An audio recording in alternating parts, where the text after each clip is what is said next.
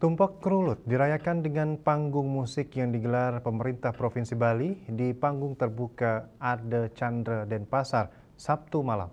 Sebagai Hari Kasih Sayang Dresta Bali, Gubernur Bali Wayan Koster berpesan kepada generasi muda untuk semakin memupuk kasih sayang kepada sesama.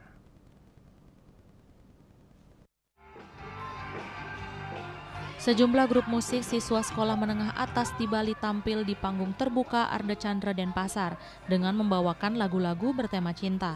Mereka berkesempatan menunjukkan aksi mereka di hadapan Gubernur Bali beserta jajaran, pejabat Pemprov Bali dan ribuan penonton dalam peringatan Tumpak Krulut. Dalam sambutannya, Gubernur Bali Wayan Koster berpesan kepada generasi muda untuk lebih memupuk rasa kasih sayang kepada sesama, alam dan seni. Selain itu, dalam kesempatan tersebut, Gubernur Bali juga menyerahkan tali kasih kepada sejumlah siswa menengah ke atas dan siswa disabilitas. Dengan Tumpak Krulut untuk memberikan rasa kasih sayang dan kecintaan kepada sesama manusia. Bapak dengan anak, anak dengan bapak, guru dengan murid, murid dengan guru hormat, sama pacarnya apalagi. Tapi kalau masih belum punya pacar, sabar dulu. Saya doakan supaya cepat dapat pacar.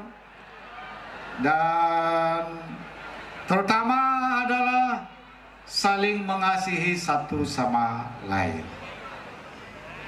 Apalagi sekarang ini dalam dunia digital,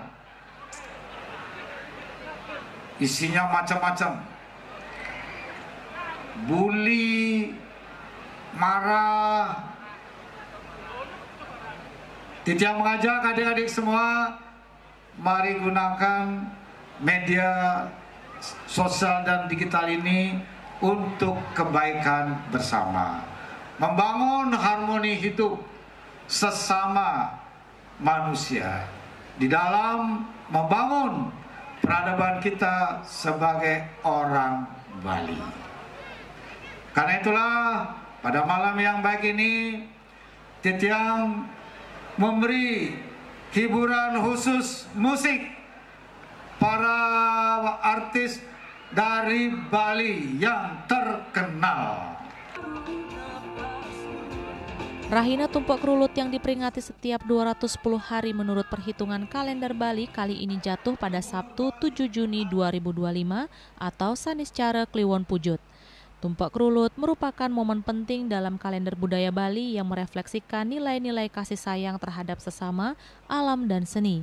Dengan tema Rahina Tresna Asih Dresta Bali, perayaan Tumpak Krulut ini juga menghadirkan artis Pulau Dewata seperti Lolot, Bagus Wirate, John Bintang dan Lebri Partami, Yong Sagita, Adi Wisnu, Agus Veron, Bayu Kawe, Dego Vaspa, Gus Yudi dan Kapiot. Tim Liputan melaporkan.